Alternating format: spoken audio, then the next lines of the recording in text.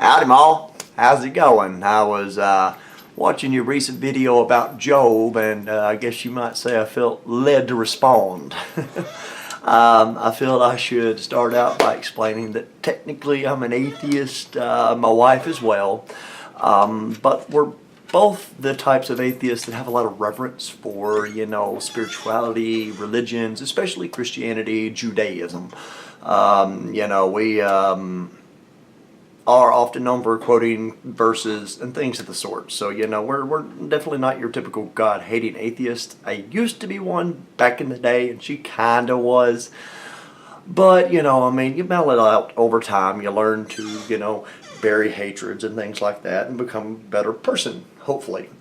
So, anyway, just to kind of dive into it, the meaning of Job, and I'm going to be glancing over here because I've got some notes written, and I'll also be having to interact with a video that I tried to make earlier, but I'd already taken my muscle relaxer. I've messed up my back a few weeks ago, and I was not coherent for that video. Go figure. So, the meaning of Job. At first glance, anyone who look at it and get the importance of working hard, staying on the task no matter what, as I like to say about Job, even when God happens to you. Now, this could be a little out of context because, God happened to Samson, and God happened to, Shadrach, Meshach, and Abednego, but it's different. He helped them. As far as I'm aware, there's no other place in the Bible where a good, strong faith, undeserving Christian got God's wrath. And like specifically, you could say, the earthquakes of this or blah, blah, blah, blah, blah was, God's will, or you could just say, either which way, let's just throw that all aside. Because, God's never come out and said that He has just put His wrath on someone who didn't deserve it, with the exception of Job. So, to me, within that, just right there, he's just a great example. Samson runs around, gets himself into trouble, and needs God's help to get out of what he stuck himself into. He knew where he was going to. He knew, and don't get me wrong, it's good to go and do battle with the bad, right? But he got himself. How I view religions, how I look at the idea of God, is that the idea of God attempts to explain the nature of maybe the nature of the universe and the nature of humanity as both being, singular. It's got a beginning in creation, it's got intentions, things like that, right? So, the nature of the world, the nature of the universe, and the nature of humans, those two things, humans and the universe, they can really get you down. They can kill you, they can just treat you terribly. And these are what Job goes through. Whether it be people doing unjust things that are bringing his greatness low, or whether it be God Himself, and working, the great beam of light, whatever that may have been, a fiery curse coming from above. So, I think there was earthquakes, it was winds that fell his house, So this is Job dealing with the universe and humans and how difficult that is and how low they can bring you. So for one, it's definitely a teaching tool about things to expect. Think how many times that a country has suffered natural, what I would call a natural occurrence, an earthquake, a tsunami, maybe a forest fire. And then on top of that, they also suffer from a lack of morals within the population there that results in, people were probably hungry. And they probably thought, well, Merle Johnson's got 150 cows and I don't have any food. I bet he won't miss 3 cows. And, enough people thought he wouldn't miss 3 cows that old Johnson ain't got any cows left, So,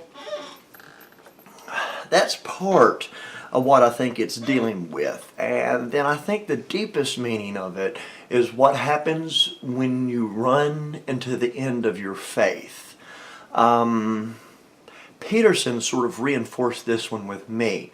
I know a lot of people feel that way, and don't get me wrong, the doctor has said some things that were very, very original that I didn't think before, but most of what I like about him, I'll have to admit, is that he reinforces some of my beliefs, that he gives meaning to them where there was none before. So Peterson talked about there was no particular reason to believe that dragons were real or that sea monsters were real, so why write those into the tales, right? It almost seems like an act of ignorance. But they didn't know necessarily that dragons didn't exist, that sea monsters didn't exist. They couldn't prove that, right? And the old ancient civilizations, they just loved to send people out and wonder and explore, do things in different parts of the world they've never been to before. That was, the explorer. I mean, that's part of what we're great at. So when you send a group of merry men, let's just say like, Ulysses, and they're out in their exploration and they're miles and miles and miles away from home, and home is where they get their faith refilled. It's hard to refill your faith away from home, right? You don't have your mother, you don't have your sister, don't have your uncle, whoever it is that you connect with, your best friends. And I'm not saying those can't be forged out while they're exploring, but you don't have as much.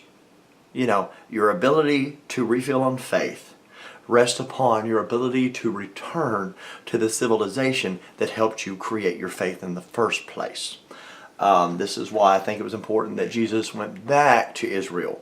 He's got to go back to the place where, he was born, where his ideas were born, and he's got to go back and the prodigal son story.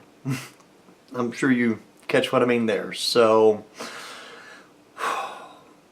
Peterson had said something to the fact, and this, something that has for a while been in my mind since before, that they wrote that dragons were real in case they were real. They wrote the sea monsters were real in case they were real. Because if they hadn't of, and their little merry band of explorers wound up running into a dragon, what's going to happen to their faith? They weren't ready for this. Their belief structures that they were handed about the world did not ready for them to face a sea monster, to face a dragon, right? So if it is able to get you to address the sort of things that aren't even real, you're going to be more ready for the things that are real, right? Reaching the end of faith. So, like Job is a representation of a man who has reached the end of his faith. He's got every reason needed to give up and go, God doesn't care about me, God doesn't love me. He knows that he has not led a sinful life, and he knows that his children, though they may not have been the best, they were not that bad, right? So, he's dead certain that he has not, deserved any of what's happening to him. And a lot of people in this situation, me being one, lose faith in God at that point.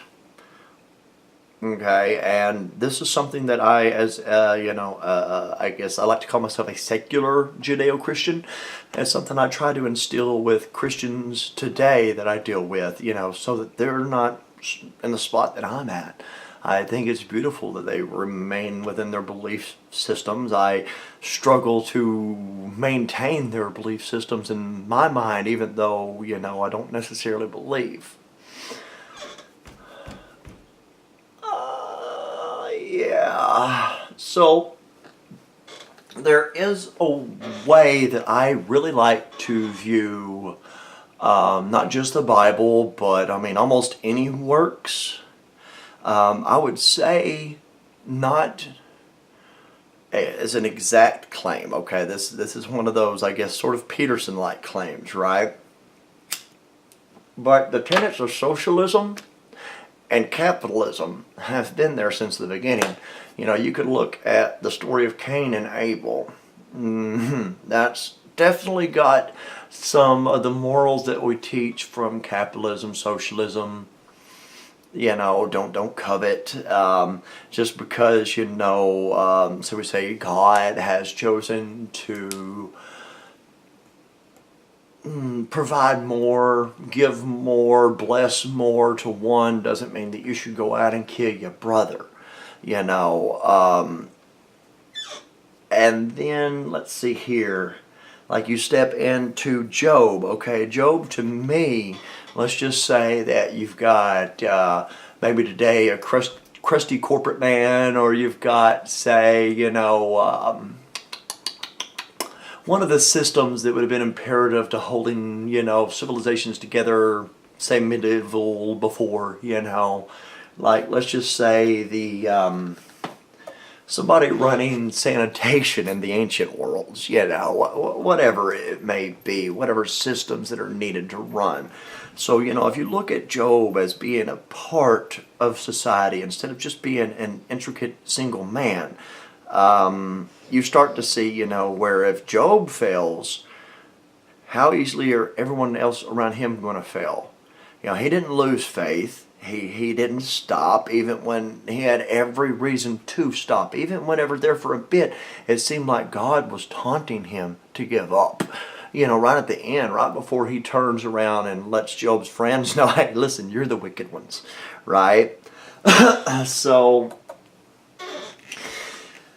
what happens when someone with great power comes under devastation, whether it be by humans, nature, or both, and they're still the best person for the job, but the culture itself can't get past what has happened enough to let that person do what they need, right? Now in the story, God, you know, returns a lot of his riches, but also Job works a lot of his riches back. You know, he rebuilds his family, he rebuilds his house. You know, how many people would have given up and died? So, you know, this is just, to me, it's about not giving up.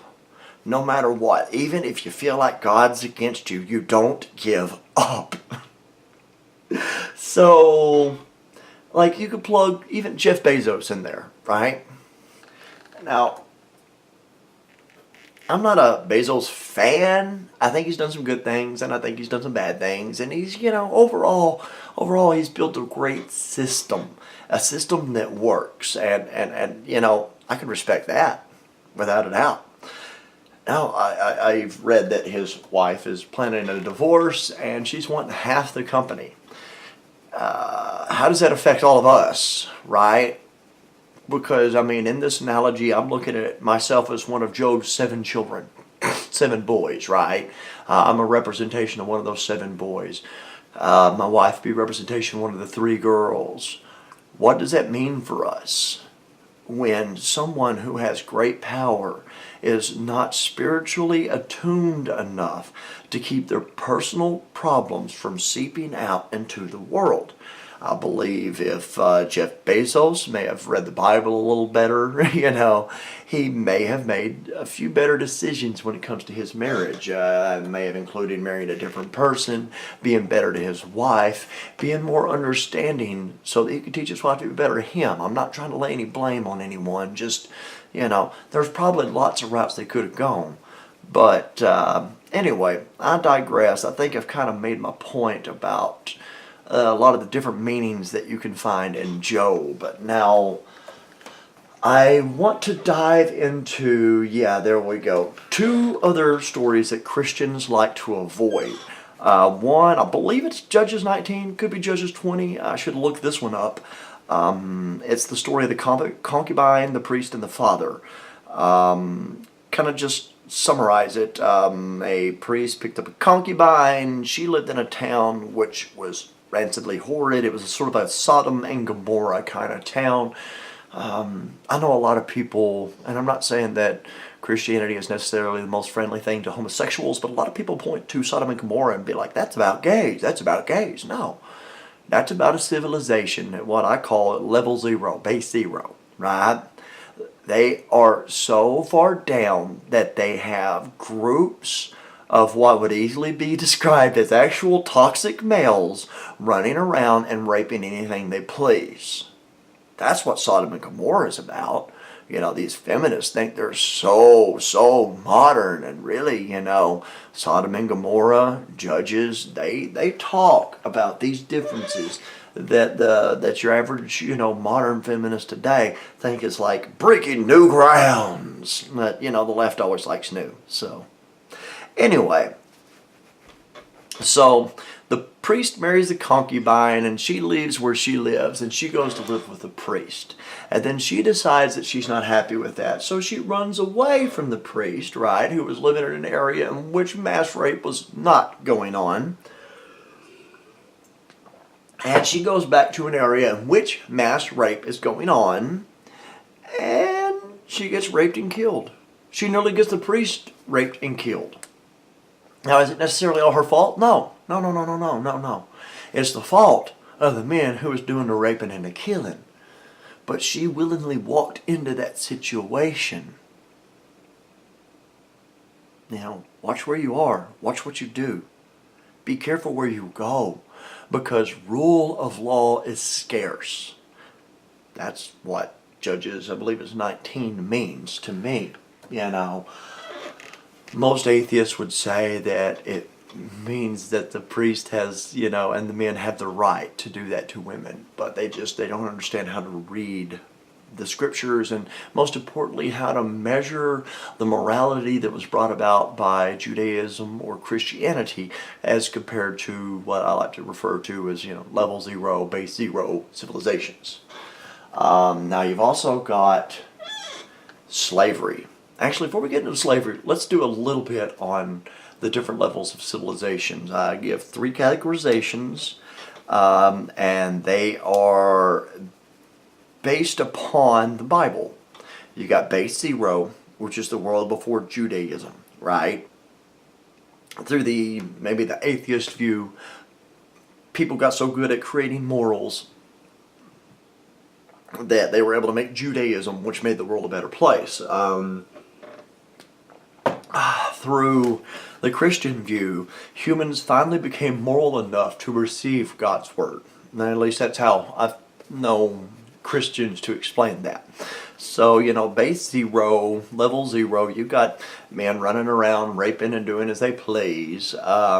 You've got people, just doing the most atrocious things, worshiping multiple gods, which, as an atheist, I think that's kind of silly to put down multiple gods, but at the same time, I see the point in it. When you've got one God, you've got one source, and especially whenever it's a God with a wide range of opinions throughout time, like Christianity, it's actually better than multiple gods. But that's semantics, not going to get into that.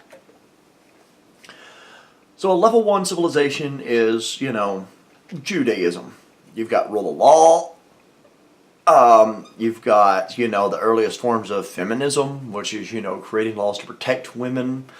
You've got understandings of nature and how it works. And, you know what Judaism added from, compared to the ancients, right? And what it does is it creates a civilization so overly productive that it allows for the creation of the thinking class, the thinking group, right? And I'm not saying that there were no thinkers during Judaism. I mean, just the questions asked in Job, the points Job makes are beautiful, and I mean, like, whether you want to look at it as, he was predicting Jesus, or whether you want to look at it as he was critiquing Judaism in a way that he was saying it needed someone like Jesus, with the scriptures that you had pointed out. And that was a really, really brilliant insight. I really found myself, I didn't never think of Job as saying, hey, we need Jesus here. So anyway, base 1 civilization creates enough people in the thinking class so that you can have a plethora of philosophers, of experimenters, of people who just sit around all day and think of stuff, right? Because that's where level 2 starts kicking in. You get Jesus and you get his, and Jesus is not the same. I mean, That's one of the things that, in my early years drove me away from Christianity, is the fact that, God is such a Republican and Jesus is such a Democrat. And, while there's nuances there, I'm sure you get what I mean. There's a reason why Bernie Sanders supporters quote Jesus scriptures at conservatives when they disagree with them. And it's because, the basis of the morality that they want is from the Bible. That's the oldest form of social thought. Before that, there really wasn't a whole lot of decent social thought. Jesus teaches people that, even though it's imperative for a civilization to work hard, it's not necessarily one's right to punish someone for not working hard. In the same way that there are other ways to work, like him and his disciples, that's not necessarily what was taught by Judaism. When did Jesus ever go out and plant a field? And when did, the cornerstone of civilization stuff that Judaism teaches is so important? Jesus didn't do any of that. Jesus had a different purpose. That's why I consider it like a different level of civilization. Now, you get Jesus, and, a lot of folks call it the Dark Ages. And I understand why they do, but the civilization that had created the golden age that we were falling out of had fallen before Christianity emerged. And what Christianity did, even though it had a little chaos in the beginning, was it was able to cement civilizations in such a way that they would not only be productive and creative, but open and moral enough to do something very, very special. And now, to me, it took 1,000 years, over 1,000 years, for people to realize what level 2 means. And then all of a sudden, you get the morality of especially the Protestants. And I'm not saying the Catholics didn't have anything to do with this. I really adore the Protestants of that era, the Reformation and all of that, individualism, thinking for yourself. The Protestants mixed their morals with Aristotle's reasoning, and that's how we got the scientific method that everybody, most everybody loves today. You can't reach the point in which, how to put this, even though you can toy with facts, the ability to actually have the scientific method depends on morals, not facts.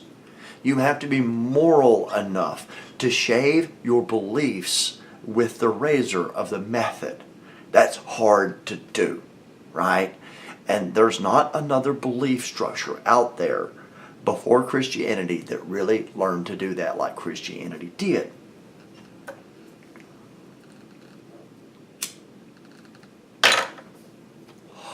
So I guess I'm kind of lining out there where each book of the Bible put us in different places, morally speaking. Now, let's get on to slavery. Slavery is probably the hardest part of the Bible to tackle. And part of that is because of confabulations between, slavery is just slavery. And that's not true. But let's dive into something else before we get there. Let's say a cosmic pulse happens, right? Goes through and it fries all bits of technology on the earth. Useless. And to quote one of my favorite writers, civilization is 2 meals and 24 hours away from barbarism. And this is so true. We all know it. We see barbarism break out during Christmas shopping, right? So, cosmic pulse happens, civilization falls apart. Let's just say that, most of the people have died. Most of the people have died. There's wars, whatnot. And I'm sitting here, let's just say in this little area, there's about 6,000 people that live in this town. And we live in a very, very fertile area. We're in the delta of the Mississippi. So let's just say that this population is diminished to maybe 200 people, something like that.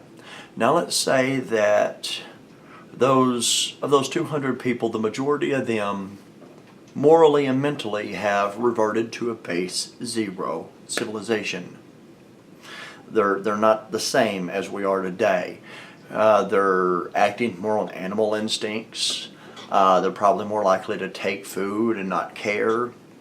And now here's the important thing of it, is they're probably, because of how spoilt we are to the lives we live today, not going to be able to be productive enough to not only feed themselves but someone else, which is paramount within, Christianity, Judaism. You've got to be productive enough in one way or another to support more than just yourself. So let's just say, for instance, just to make this thing really, really sink in, there's only 200 people left on the face of the earth. Most of them have lost faith. They're not trying. They're not trying to learn how to plant crops and harvest them. They're not trying to build shelter. They're not trying to procreate for the purpose of continuing humanity. If anything, they're doing it just to try to fulfill, their earthly wants. They want pleasure and the place where pain is going to exist no matter what they do. Is it moral to enslave them? What if you don't enslave them and humanity comes to an end?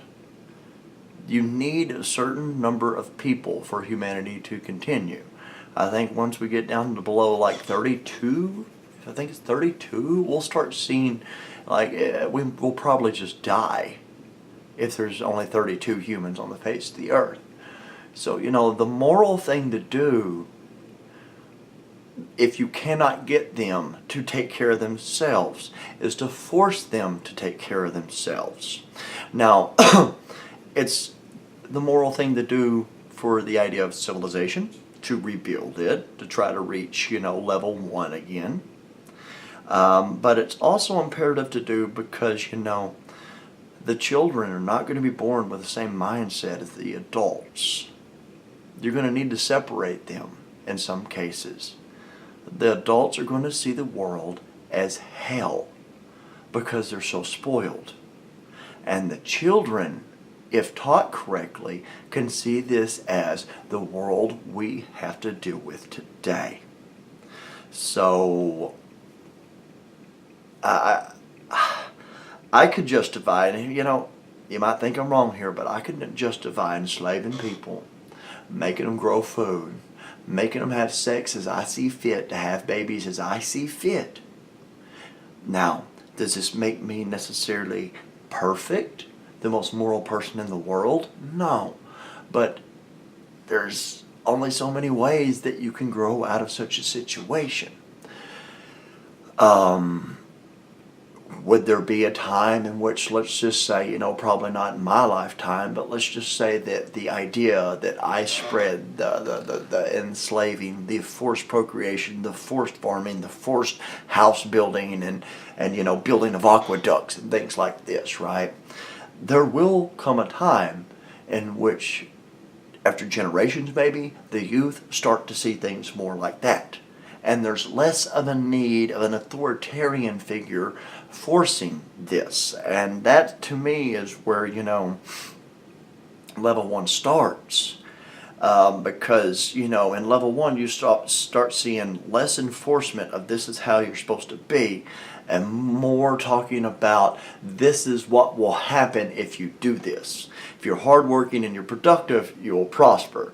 If you build a wall to protect yourself, you're going to prosper, because these are things that, just work within the realms of what our reality is. So, slavery isn't necessarily evil, even though it is not necessarily good. A lot of it depends on its intentions. It's like war. It's like, trade embargoes. The Bible itself says, there's a time for all things under heaven. So just as, it could definitely be the most moral thing to do what I've explained, the enslaving of people and everything. And then a few generations, the most moral thing to do could be to have a revolution against people like myself following my teachings, because the civilization has risen far enough up that it doesn't need to be hammered in how the principles work. And I had talked about how slavery gets confabulated together, and Judeo-Christian slavery is not the same. Okay, is it bad? I would say it's bad. Is it needed in today's society? No, not really. I think in some places something similar to Judeo-Christian slavery could be useful, but our Constitution is against that, so, we're not going to try it. There are regulations in the Bible on how a master can treat his slave. And this is important because, I'm not saying there was no regulations before. But, this is again where people who don't understand the Bible, there were hardly any regulations before the Bible said, you must treat your slaves this good. They see it as a negative because they're looking back in time on the moral landscape, right? But, if you look back in time at it in the correct lens, it was, probably worse for slaves before somebody sat down and wrote out a slave's, Bill of Rights, basically. Most civilizations weren't thinking about, creating a Bill of Rights for slaves. This is so much different than, chattel slavery, which was invented by Muslims and then picked up by the Spaniards, Portuguese, and then later by the English, and, it just kind of spread until it didn't. But those are not the same. Within Jewish slavery, you're still considered an individual who has a right to say certain things and a right to live your life in certain ways. Your master doesn't have complete and total control over you. That really, as a doctrine, as far as I'm concerned, that was never really pushed until, the Islamic world created chattel slavery. You're no longer a human. You are a piece of property. You're no different than this lighter. I could own that. That wasn't the way in Judaism. You could buy yourself out of slavery. You could be released. There was all kinds of different ways. Yeah, these are just some of the topics that I have heard Christians not want to address. And I've tried to steelman myself as a Christian to think about them and try to understand why they are or could have been good for the time. So I really hope that a lot of this is interesting to you. I don't know about brilliant, but I've definitely done a lot of thinking on this. Just as a thank you for a lot of your videos. I find them really, really good. I scoured through a lot of the, hashtag walkaway folks, and you and Zach King are two of my favorites, and you're kind of nobodies, which is one of the things I guess I like about you is, you're less likely to worry about what a crowd or somebody might think and just speak your minds, and that's cool. That's really, really awesome. I appreciate that about you. So anyway, keep up the good work, and tell your kids I said hello, and I want to try to baby mine back here as soon as I can. I got some good old boys here to worry about. So anyway, Miss Embarrassing Mom, pleasure talking with you. I hope this wasn't unwanted and in no way meant to insult you, even though I'm sure some of the views that I have could be considered insulting or derogatory or something like that. I say what comes to mind, and it's not always the best way to say things. So I'll accept any critiques of what I've said, maybe a restructuring of my thoughts, anything of the sort. Thank you. Have a good one.